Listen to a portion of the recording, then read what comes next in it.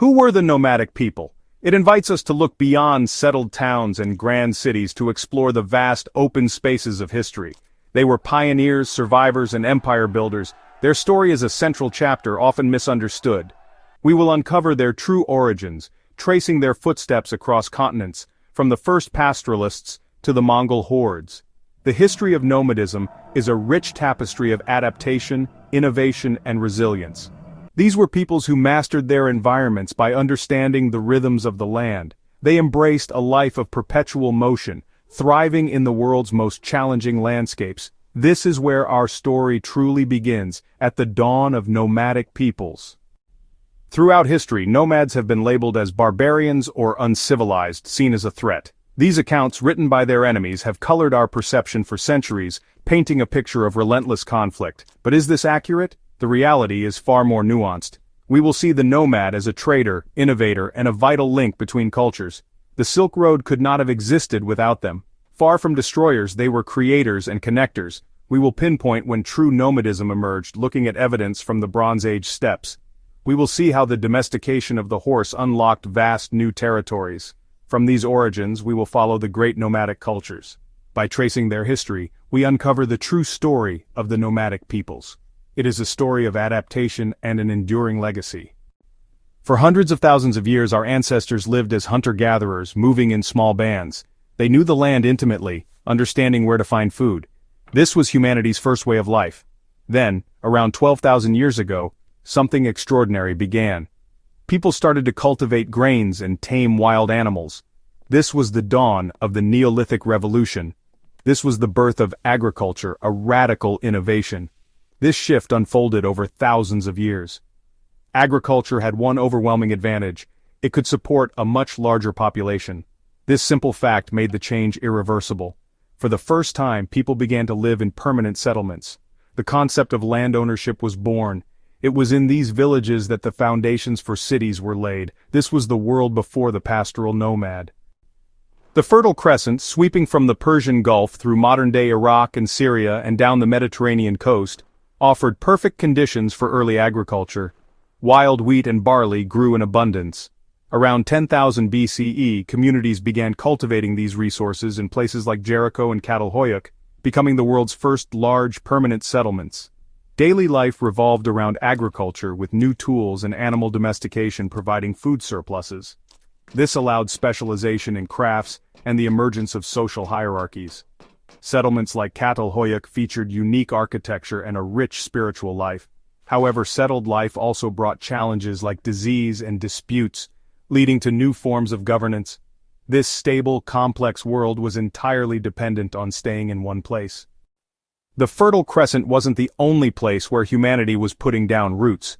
This agricultural experiment was being conducted independently across the globe. In East Asia, communities along the Yangtze and Yellow Rivers began cultivating rice and millet around 7000 BCE. Villages like Jiahu in China provide evidence of this era, including early musical instruments and alcoholic beverages. In Africa, south of the Sahara, people domesticated plants like sorghum and yams. Further north along the Nile, a powerful civilization emerged based on wheat and barley farming. Across the Atlantic, in Mesoamerica and the Andes, squash, maize, beans, chilies, potatoes, and quinoa were domesticated. In every one of these regions, agriculture allowed for permanent settlement, population growth, and the rise of complex societies. Early farmers built their lives around fixed fields and villages, but the Eurasian steppe demanded something different. Here, unpredictable weather and poor soil made farming nearly impossible. Instead, people turned to pastoral nomadism, herding sheep, goats, and cattle across the grasslands. Their wealth and survival depended on their herds, not crops. Movement became essential. They followed seasonal cycles, migrating to fresh pastures. Archaeological finds like Kurgan burial mounds reveal this shift, showing animal bones and temporary settlements. These early nomads transformed the steppe into a highway for migration and trade. Their lives were shaped by the rhythm of the seasons and the needs of their animals. This was the birth of a new society, perfectly adapted to the open grasslands. The steppe was no longer empty. It was alive with movement and opportunity. Two inventions changed everything for steppe nomads: the wheel and the domesticated horse. Wheeled wagons let families carry homes and supplies, making true mobility possible. The horse, tamed for riding around 3,500 BCE, turned the steppe into a superhighway. Riders could manage vast herds and travel incredible distances. The combination of horse and wagon created a new, mobile lifestyle. The Yamnaya people mastered this way of life, spreading across the steppe with their herds and wagons. Their burial mounds contain remains of wheeled vehicles, marking their mobility. This toolkit allowed populations to expand rapidly, reshaping the region.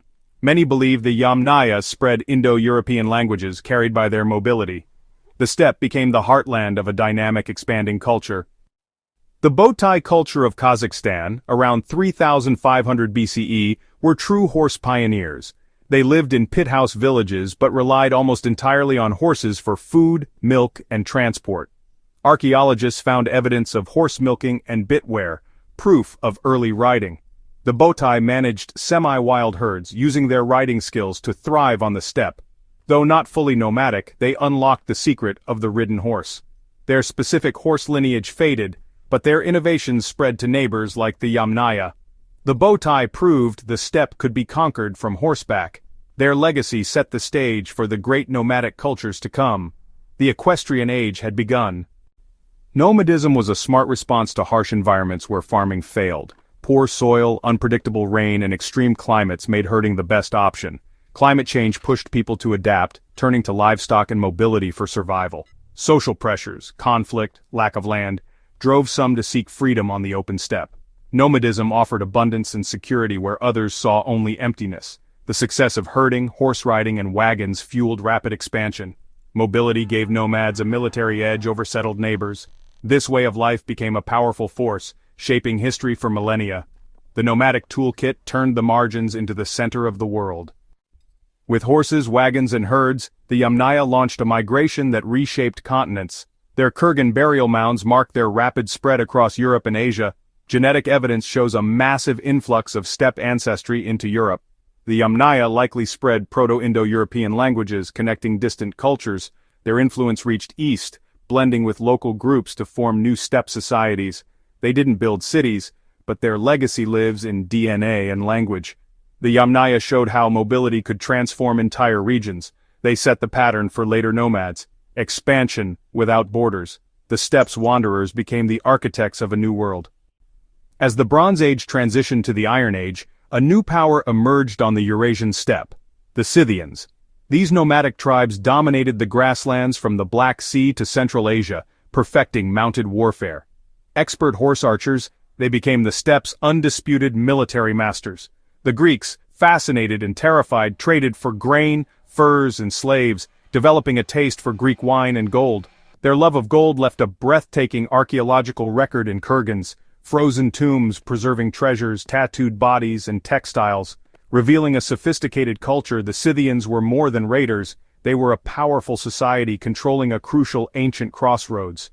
Their unique animal-style art reflected a worldview shaped by the steppe's wildness and the struggle for survival. For over 500 years, the Scythians ruled the plains. While the Scythians dominated the west, a new power was coalescing in the east: the Xiongnu. Appearing in Chinese records around the 3rd century BCE, they were a confederation of nomadic tribes. Under Modu Chanyu, the Xiongnu forged the world's first great steppe empire, a centralized state with a unified military command. They challenged Han Dynasty China, engaging in raids, trade, and diplomacy. The Chinese built fortifications and launched expeditions, but also used heqin, sending princesses and tributes. This strengthened the Xiongnu, creating a stable political structure.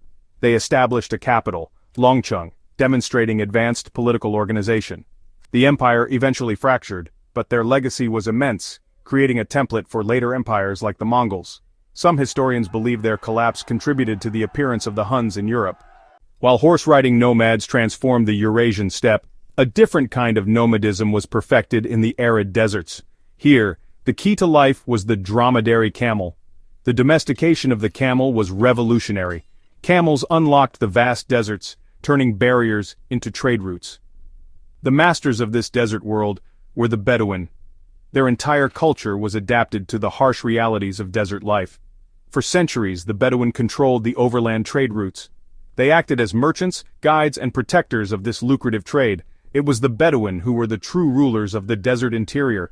The rise of Islam would dramatically change the role of the Bedouin. They exploded out of Arabia, conquering vast territories. Its origins lay in the deserts of Arabia. Nomadism in Africa unfolded with its own rhythm. A climatic shift pushed pastoral people south and east, where a cattle-centered life became dominant. Cattle determined wealth and identity. Groups like the Maasai moved on foot, intimately connected to their cattle. Cattle provided sustenance and were central to religious beliefs. Seasonal migrations followed the rains. Societies developed complex structures like the Maasai age sets, creating loyalty and discipline. Interaction with agricultural neighbors involved trade and conflict. Many practiced agro-pastoralism. African pastoralism demonstrates resilience and adaptation in challenging landscapes. The relationship between nomads and settled peoples has always been complex, a balance between conflict and mutual need. For empires like Rome and China, the frontier was a place of anxiety, separating order from the untamed wilderness. Nomadic horsemen often appeared as a terrifying force, their raids devastating communities and challenging state authority. Settled societies viewed nomads as barbarians, a destructive threat. The Great Wall of China stands as a testament to the fear of northern nomads. However, the frontier was also a zone of intense interaction and exchange. For every raid, there were periods of peaceful coexistence and cooperation. Nomads served as mercenaries, their cavalry skills prized. The line between nomad and settled was porous. Nomadic groups conquered settled lands, and farmers adopted pastoralist lifestyles. The frontier was a dynamic space where cultures met, clashed, and mingled. Beyond the dramatic clashes of armies, the most enduring interaction between nomads and settled peoples was economic. Nomadic societies, for all their self-sufficiency, desired the goods that only settled civilizations could produce. They craved agricultural products like grain and wine, and luxury items such as fine textiles, metalwork, and ceramics. Settled societies, in turn, needed the products of the steppe and desert. They required the horses, camels, and livestock that nomads raised in huge numbers, as well as furs, leather, and control over vital trade routes. This mutual dependency created a powerful incentive for trade, a constant flow of goods across the frontier. This trade took many forms. Sometimes it was straightforward commerce conducted at frontier markets. Often, however, it was intertwined with diplomacy and power politics, taking the form of tribute. The Chinese Han Dynasty, for example, paid enormous annual subsidies of silk, lacquerware, and grain to the Xiongnu leaders. While the Chinese court viewed this as a way to buy peace, the Xiongnu saw it as legitimate income, a payment for not raiding and for controlling other lesser tribes. This tribute system inadvertently turned the nomadic leaders into major distributors of luxury goods, funneling wealth across the steppe and strengthening their own political power. Perhaps the most significant role the nomads played was as the great connectors of the ancient world. The famous Silk Road, that legendary network of routes linking China with the Mediterranean, could not have existed without them. The vast central portion of this route ran directly through territories controlled by nomadic peoples. They were the masters of this terrain.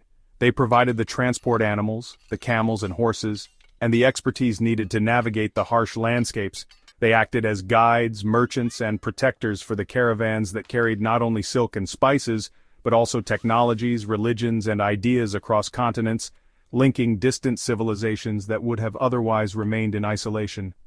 Through this role as facilitators, nomads were instrumental in the spread of world-changing innovations. Technologies like the chariot, the composite bow, and the stirrup were often developed or perfected on the steppe and transmitted to settled civilizations through conflict or trade. They were also vectors for cultural diffusion. Buddhism traveled from India through nomadic Kushan lands and along the Silk Road into China. Manichaeism and Nestorian Christianity also spread along these routes, finding converts among nomadic and settled peoples alike. Far from being an obstacle to progress, the nomadic world was a crucial bridge, a dynamic conduit for the exchanges that shaped the course of global history. The vast steppe was more than just empty space, it was a powerful engine of innovation. The challenges of nomadic life spurred technologies that shaped world history. Managing herds and traversing distances led to mounted archery, creating a military advantage. The mastery of equestrian technology was transformative. The development of the stirrup gave riders a secure platform, increasing cavalry charge power. The yurt is a masterpiece of portable architecture, lightweight yet strong. Nomadic clothing was designed for practicality on horseback. They pioneered dairy preservation, creating yogurt and cheese. These innovations were the bedrock of their success. Nomads proved to be formidable state builders, reshaping the political map. Uniting tribes into powerful forces, leaders like Genghis Khan created empires. These polities controlled vast territories through loyalty and strategic distribution. The Mongol Empire is the most dramatic example, forging the largest contiguous land empire stretching from the Pacific to Europe, establishing a period of stability known as the Pax Mongolica. They secured the Silk Road, making it safer, and established the Yam postal system. The legacy of these empires is still visible today.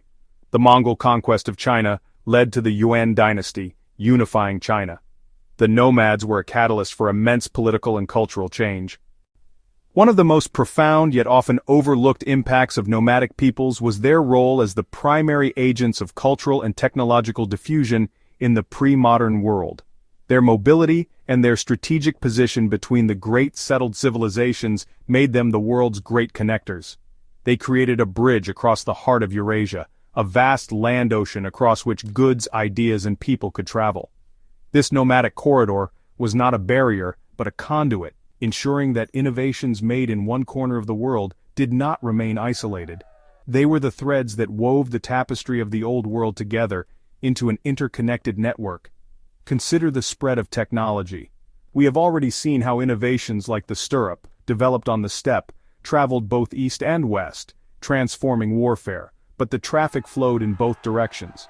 Gunpowder, invented in China, was likely transmitted to the Middle East and Europe by the Mongols, who used gunpowder weapons in their sieges. Papermaking, another Chinese invention, traveled west along the Silk Road, eventually replacing parchment and papyrus in Europe. The nomads, through their conquests and their control of trade routes, acted as a powerful accelerator for the transfer of these world-changing technologies, speeding up the pace of history. This exchange was not limited to material goods and technologies. Nomads were also crucial vectors for the spread of religions and philosophies. Buddhism made its way from its Indian homeland into Central Asia, and eventually to China, carried along the trade routes managed by nomadic groups like the Kushans and Sogdians. Their oases became multicultural centers where Buddhist monks mingled with Nestorian Christians, Manichaeans, and Zoroastrians. The religious tolerance often practiced within nomadic empires, particularly the Mongol Empire, allowed these different faiths to coexist and interact, fostering a unique period of cross-cultural dialogue that would have been impossible otherwise. Ultimately, the greatest historical impact of the nomads was this role as a catalyst for global exchange. They broke down the isolation of civilizations. By creating vast zones of movement, conflict, and trade, they ensured that developments in China had an impact on Persia, and that events in the Middle East could ripple all the way to Europe. They were the force that constantly mixed the world's cultures, genes, and ideas. While settled societies often provided the stable environments for invention, it was the restless energy of the nomadic world that ensured these inventions became part of a shared human heritage, shaping the interconnected world we know on this day, the 24th of May, 2024. Our journey through nomadic history has revealed a story of adaptation, innovation, and influence. Nomads weren't a footnote, but a parallel narrative that shaped history. From the first horsemen to the Mongol Empire, a life of motion was a source of strength. The nomadic way of life was a response to challenging environments. This fostered unique skills and remarkable technological innovation like the stirrup. They were connectors, facilitating trade and ideas. They were also agents of political change, building empires. Nomads were a catalyst for change, preventing civilizations from becoming too isolated. Their echo resonates through our shared history. Humanity's story includes movement and the endless horizon. So, what has become of the nomadic peoples in the 21st century? The world they once roamed has changed irrevocably due to modern nation-states, industrial agriculture, and infrastructure. This has squeezed the traditional nomadic lifestyle. It would be easy to conclude that the age of the nomad is finally over, however, that conclusion would be premature. Pastoral nomadic communities endure across the globe, a testament to their incredible resilience. From Mongolia to the Sahel of Africa, nomadic traditions persist despite immense challenges. The spirit of nomadism finds new expression in our modern globalized world. Today we see digital nomads embracing mobility as a strategy for life. Ultimately, the story of the nomads offers a profound lesson for us today. It reminds us that there has always been more than one way to be human. The nomadic legacy of adaptation and flexibility is a powerful source of inspiration. It is a vital part of our collective human heritage.